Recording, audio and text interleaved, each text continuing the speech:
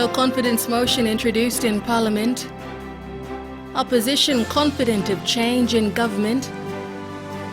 Contract signed for the redevelopment of Moitaka wildlife land. This is NBC Papua New Guinea National News. Good evening, I'm Antonia Singut. The motion of vote of no confidence against Prime Minister Peter O'Neill was introduced in Parliament today. The House resumed after 2 p.m. and, as per an ancillary order from the Supreme Court by the opposition, Speaker Theo Zerenua announced the court decision and adjourned the House for the vote next Friday. In a recent turn of events, People's Progress Party leader Ben Micah has also moved to the opposition side. Sheila Malkin reports. Following a successful application filed by the opposition, the Supreme Court on Tuesday ordered the recall of Parliament within 5 days.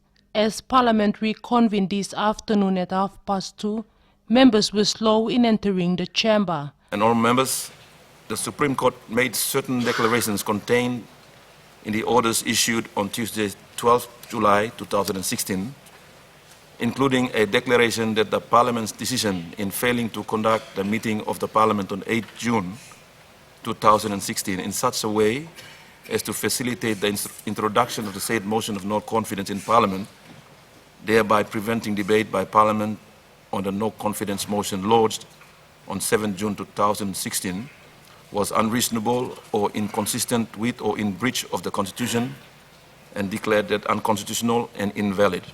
The delay was due to political lobbying and probable movement of political parties and individual members of Parliament to the opposition, prompting the session begin 30 minutes later. Speaker Theo Zerenua read the court orders to the House, stating that the motion of vote of no confidence should be the only item of the day. It contains the order that 1. Parliament meet today at 2 p.m.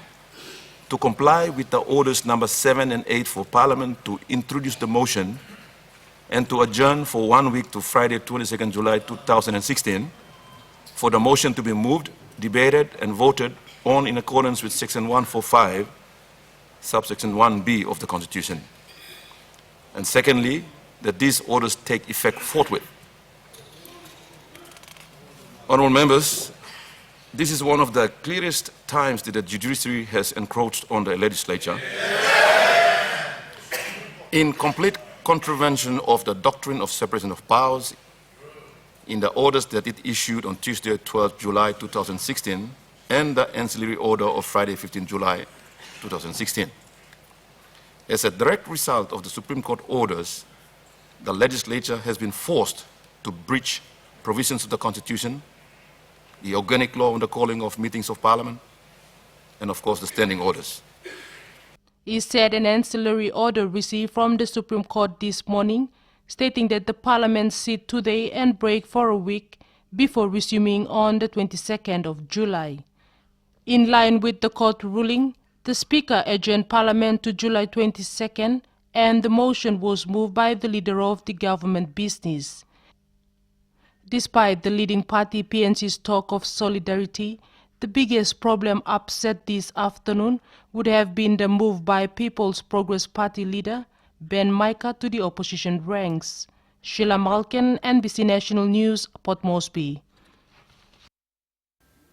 Meanwhile, Parliament Speaker Theo Zerenua said the issue on the motion of no confidence is sensitive and must not be argued by the members.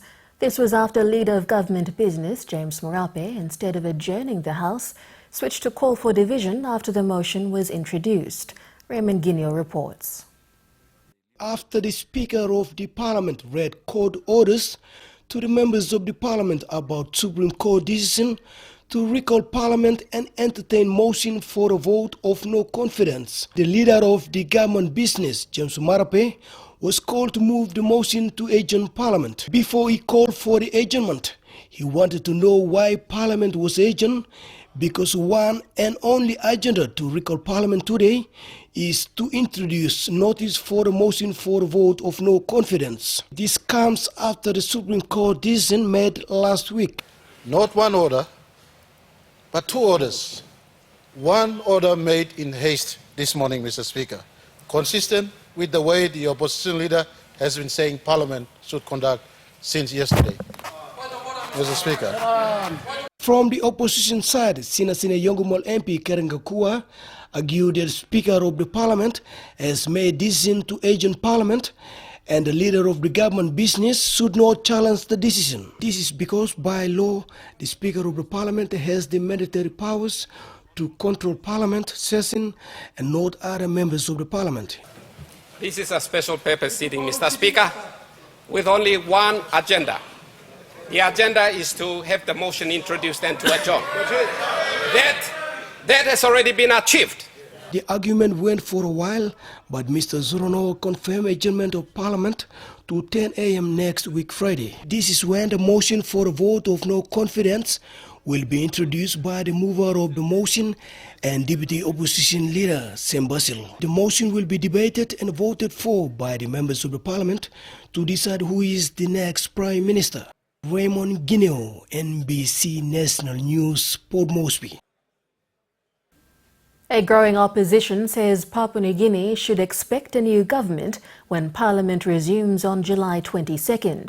Opposition leader Don Polier says the process for a change of government has begun. Kelvin Kaspar reports. The once 10-member opposition is now growing. Earlier this afternoon, the People's Progress Party broke ranks with its coalition partners in government to announce its defection to the opposition. The PPP brings with it 7 members. And I have consulted my caucus. I want to thank the members of my party, the Honourable Ken Fairweather from Sumkar, the Honourable Johnson Tuke from Kainantu, and the newly elected member from South Bougainville, and the Minister for Mining for their contribution to the decision, which we believe will help to contribute to the way forward for leaders to address the issues within Parliament. The defection showed on the floor of Parliament. Opposition leader Don Polier is confident that with its steady numerical growth, a new government could be in the making. And that new government is one of quality, one that will be focused on serving the people of this nation, one that will uphold strongly the rule of law and the upholding of justice, a government that will respect institutions and governance, bodies of governance in this country, the one that will love and serve the people genuinely, to making sure that we have an economy that is vibrant, that is resilient, that is sustainable. The team here, I'm proud to be a member of this team. It is an honorable team. Opposition insiders claim half of the National Alliance Party could also be moving across, a claim which NBC National News could not substantiate at the time of this report. Open Sesame and another inclusion walked in to join while the opposition were in conference. Another party which broke ranks with the government is the New Generation Party with its 3 members. We don't subscribe to the idea that you in government, you've got every right to break the law, you've got every right to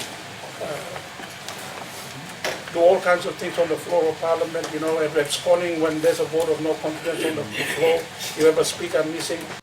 The opposition continues in camp calling for more support, especially from those who are undecided.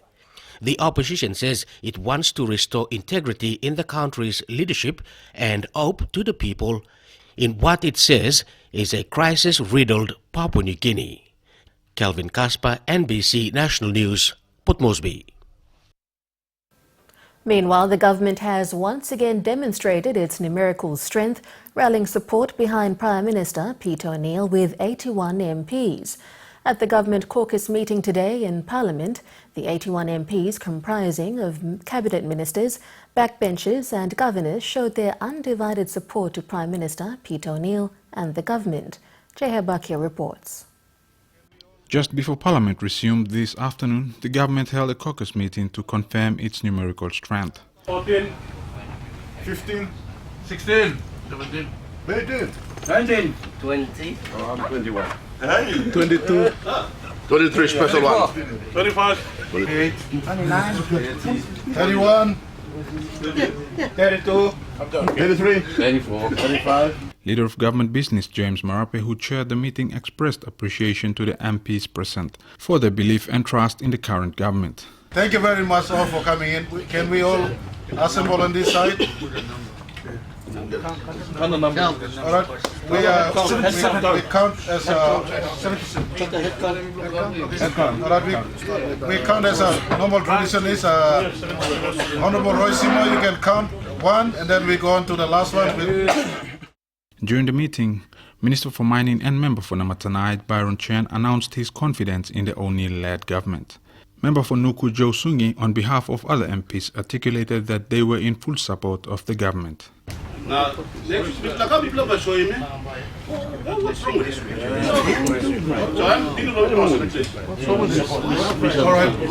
All MPs, in acceptance of Mr. Sungi's remarks, gave a round of applause, with Prime Minister O'Neill expressing gratitude towards the support given by these MPs. Jehab Akir, NBC National News, Port Moresby. The Royal PNG Constabulary is closely monitoring political developments after the Supreme Court decision on the recall of Parliament, as well as the threats purportedly issued by the Workers' Union for a nationwide stop work. Chief of Operations Deputy Police Commissioner Jim Andrews says instructions were issued to all divisional and provincial commanders to ensure all activities emanating from these political developments are closely monitored in the best interest of peace, good order and national security.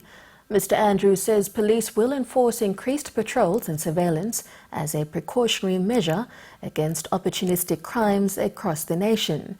The Deputy Commissioner says the Constabulary will also place more emphasis on community policing initiatives with the aim of getting people to understand the importance of maintaining peace and good order in the society. He says the heat generated by political activists and advocates against the government has already developed into law and order issues in some parts of the country, and therefore it is imperative for the Constabulary to keep a close tab on what is happening across the country. Mr. Andrews also appeals to all members of the Constabulary to remain focused and concentrate on their constitutional duties, saying the government is well and truly in control of the situation at hand. A contract for the redevelopment of the Moitaka Wildlife Sanctuary land was signed yesterday at the Government House. Governor General Sir Michael Ogio signed the contract on behalf of the state with the contractor Dynasty Development Limited. Dynasty Development Limited of Rimbunan Hijau PNG Group was awarded the contract under a land swap arrangement in which the value of the land will be given as consideration for the development of the Moitaka Sanctuary. Kevin Dayonga reports.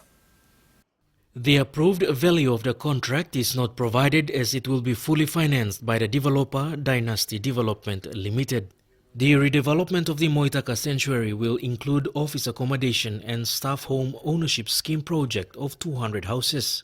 Currently, the Moitaka Sanctuary is under the care of Conservation and Environment Protection Authority. Managing Director Gunta Joku says the heads of agreement is consistent with the authority's intention to redevelop the Moitaka Wildlife Sanctuary land. The Moitaka redevelopment project will commence once all other outstanding approvals required by law are obtained from the relevant authorities, including the NCD Physical Planning Board, the Department of Lands and Physical Planning, among others. Dynasty Development Limited Executive Directors Mr. Ivan Liu and Mr. Nathaniel Ho signed the contract yesterday. It was witnessed by Conservation and Environment Protection Authority's Managing Director Gunta Joku at the Government House. Kevin Dayonga, NBC National News, Port Moresby. And now for the weather. Douglas, how's it looking? Should be good tonight and over the weekend as well. The weather in brief though, fine weather conditions experienced in some centers, while others are forecasted to have shower or two and some showers. I've got all the weather details as usual towards the end of the bulletin. For now though, Antonia, it's back to you. Thank you, Douglas. Coming up, police to establish surveillance centre in Morobe Province and PNG Defence Force revive sections of the force. Stay with us on NBC National News.